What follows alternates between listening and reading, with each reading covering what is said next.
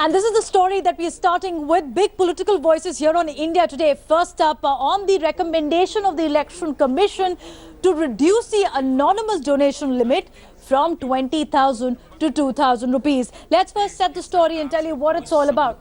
So after the black money crackdown announced by the government, specifically with demonetization drive, now the EC has come out with a categorical statement that if the housewives are accountable for 500 and 1,000 rupees, which is lying with them, it is their savings, then why should political parties escape from scrutiny?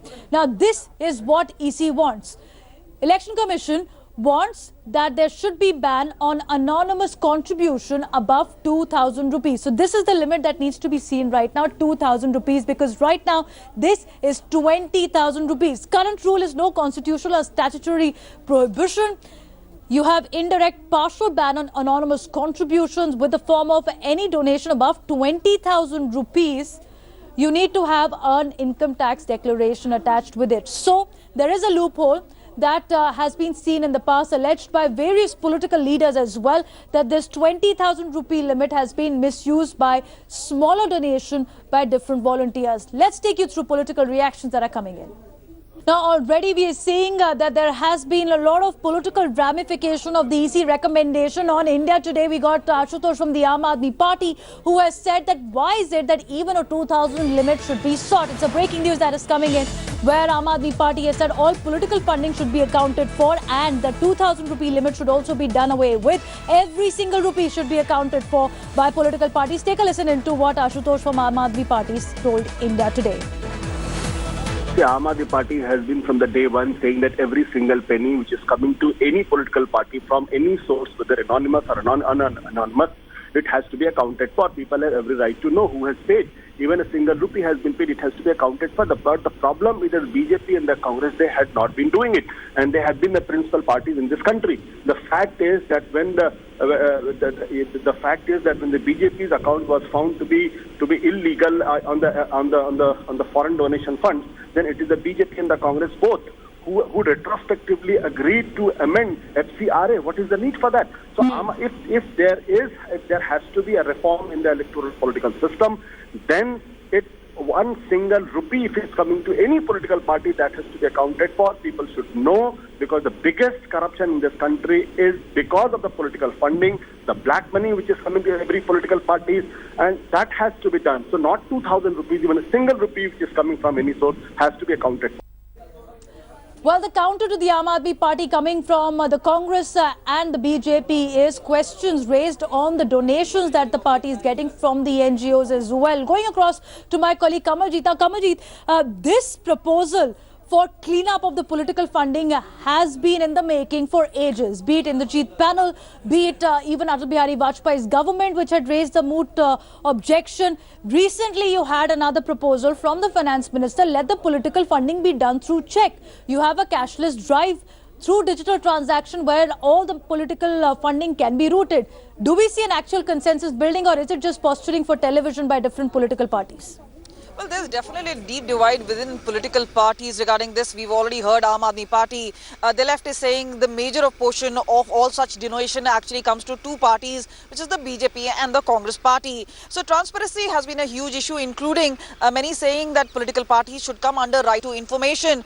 But this is obviously not just about the donation. It is also about people wanting to know, people having the right to know about what sort of funding really goes to political parties. Now, is there going to be transparency? Will they agree to it? Now, some people are saying the amount is too meager.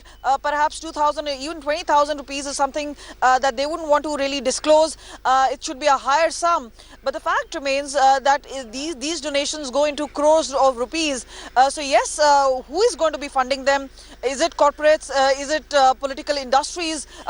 Industries donating to political parties? All this is going to be a huge part. But remember, electoral reforms are not something which have been announced just now. It's been a long political process as well. This move by the Election Commission comes at a time when there is going to be elections in 5 states. 2 of them are being a high-profile elections in Punjab and Uttar Pradesh. So yes, we do see many political parties squirming, but at this point of time, a deep divide being shown by different political parties. Kamal, stay with us because let me take our viewers through what are the current exemptions right now for the political parties to escape from the loophole of 20,000 rupees. So, here's what the current IT Act proposes. Parties must maintain account books and other documents on the political funding. Also, it says voluntary contributions above 10,000 must be maintained in that account book. But also name and address of the contributor must be recorded. But however, there is no requirement for a declaration of the income by the voluntary contribution till 20,000 rupee limit. Now, accountant must audit accounts of political parties, also what the current Income Tax Act suggests. But is it done so?